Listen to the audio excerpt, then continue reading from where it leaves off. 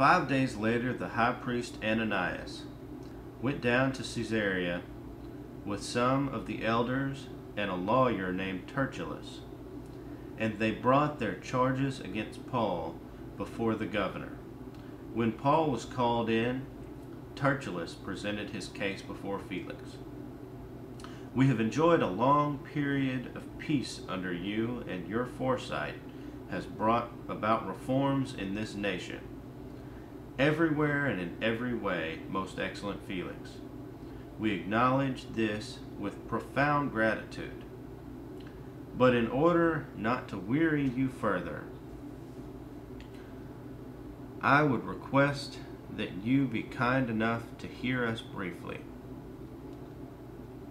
We have found this man to be a troublemaker, stirring up riots against the Jews all over the world.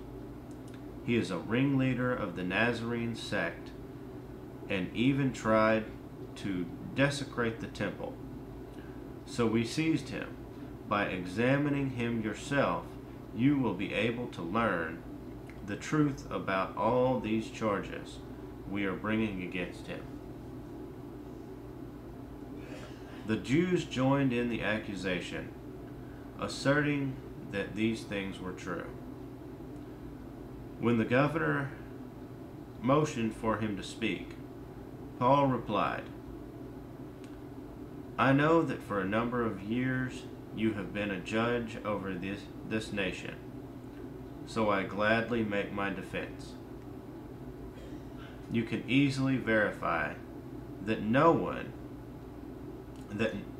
more than 12 days ago I went up to Jerusalem to worship.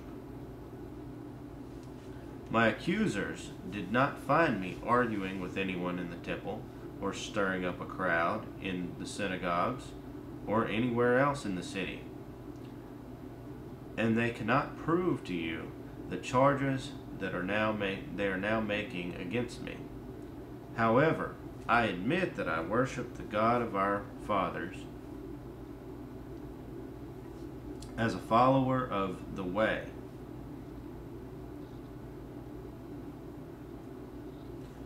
which they call a sect.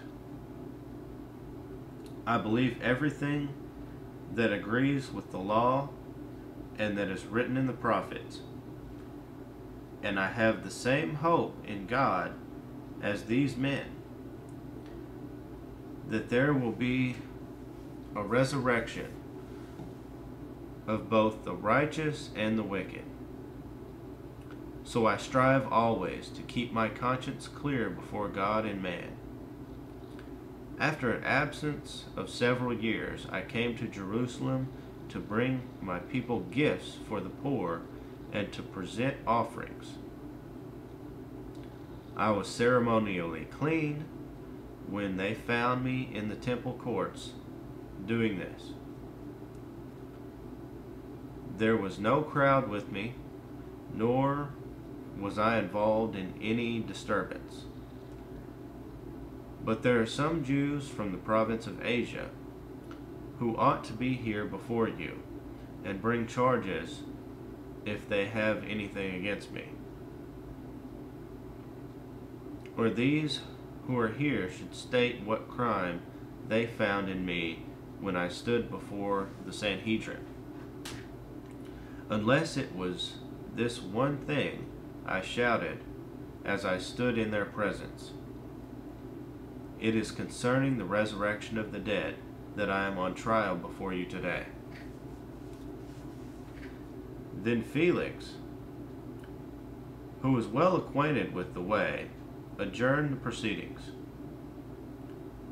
When Lysias the commander comes, he said, I will decide your case. He ordered the centurion to keep Paul under guard, but to give him some freedom and permit his friends to take care of his needs.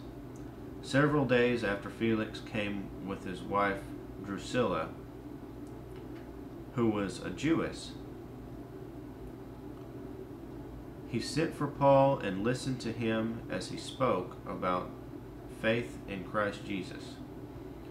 As Paul discovered on righteousness, self-control, discoursed on righteousness, self-control, and the judgment to come. Felix was afraid and said, "That's enough for now. You may leave. When I find it convenient, I will send for you." At the same time, he was hoping that Paul would offer him a bribe, so he sent for him frequently and talked with him. When 2 years had passed, Felix was succeeded by Porcius Festus. But because Felix wanted to grant a favor to the Jews, he left Paul in prison.